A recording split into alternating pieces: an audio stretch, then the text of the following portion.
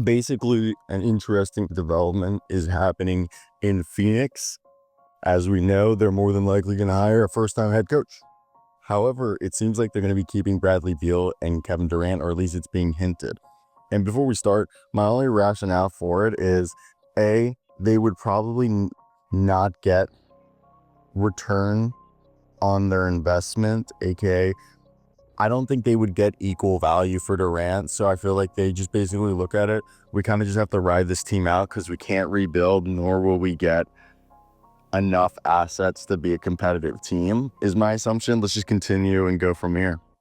If you guys have watched our other videos on this situation, we've talked about Jordan Ott, Dave Bliss, Adam Caphorn, and all the guys that have been alleged candidates for the job. And my colleague Michael Scotto at hoopshype.com has done a great job reporting on this. And the fact that they're prioritizing the coach search, which we mentioned earlier, is going to more than likely be a first-time coach. It's interesting. And again, I just see it as they probably know what the trade market is and what they can get, and they probably didn't think it was worth, or it is worth, Brian Gregory, the new general manager, as James Jones is now taking a front office advisory role, that after months attempting to trade Bradley Beal, to the point where it was reported that if they couldn't find a trade a few weeks ago, that they might as well just stretch and waive him because he won't accept a buyout. And briefly exploring trading Kevin Durant at the deadline, Durant has been widely expected to be traded this offseason. New general manager Brian Gregory suggested that both Durant and Beal could remain with the franchise. Quote, I have a very good relationship with both those guys. Kevin gave me a nice hug in the weight room the other night when the news came across Twitter. I had a great dinner with Brad Beal last Thursday, and we talked a little about summer plans and different things like that. My main focus, to be honest with you, is finding the right head coach for those guys, end quote, Gregory emphasized. Now, if you guys aren't aware, Beal has a contract worth $53.7 million and then $57 million the following year. So 2 years remaining and a no trade clause that he has said he will not lift the no trade clause for a trade to a cold weather city, except from my understanding, I think it's either like New York or going back to DC. DC has allegedly said they're open to having Bradley Beal return, and Bradley Beal still owns his house and is like still really connected there.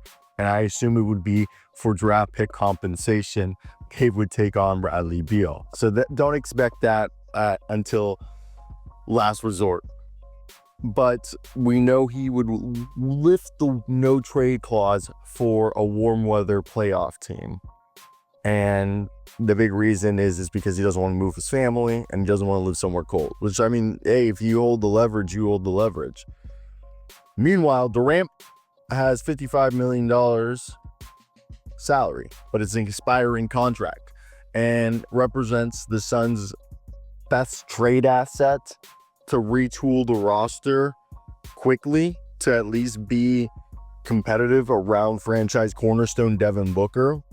But I've said it before, I don't think Kevin Durant is going to fetch you more than either the leftovers from the leftovers of the Knicks, the Timberwolves, or the Celtics. All these big teams that maybe want to extend their window one more year, but don't want to give guys contract extensions like Naz Reid, Julius Randle, probably either Mike Conley or Dante DiVincenzo for the Timberwolves.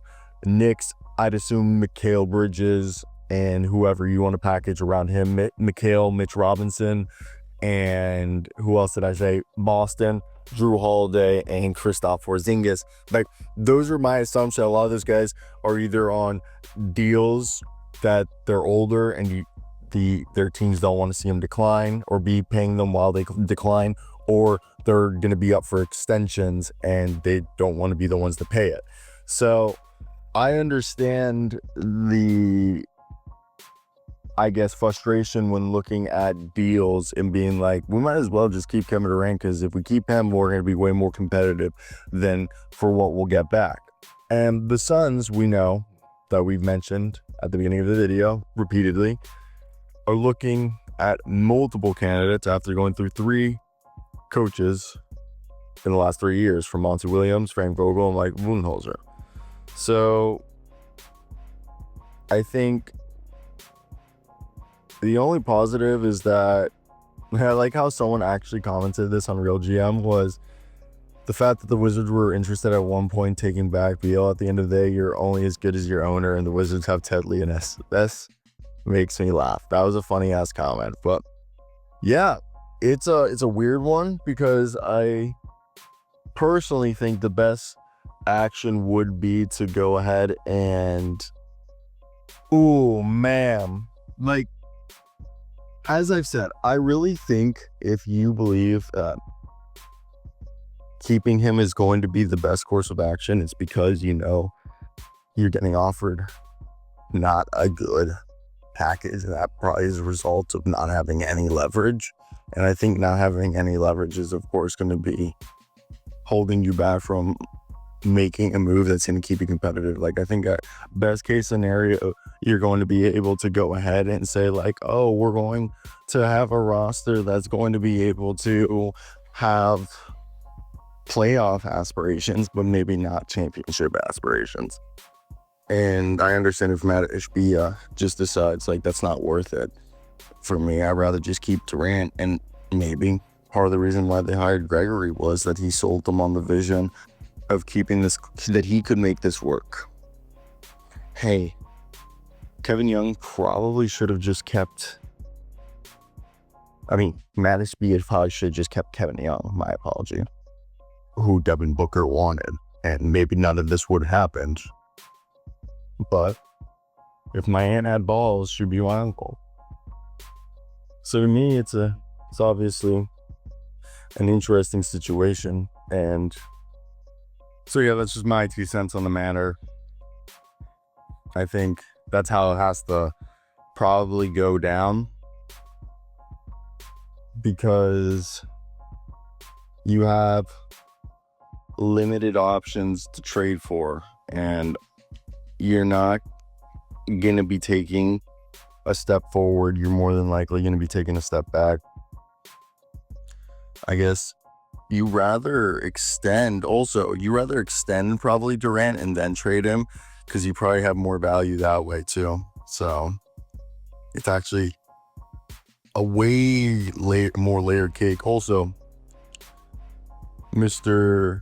Bradley Beal develops more value when he becomes an expiring next year. So having him for another year might be your best course of action.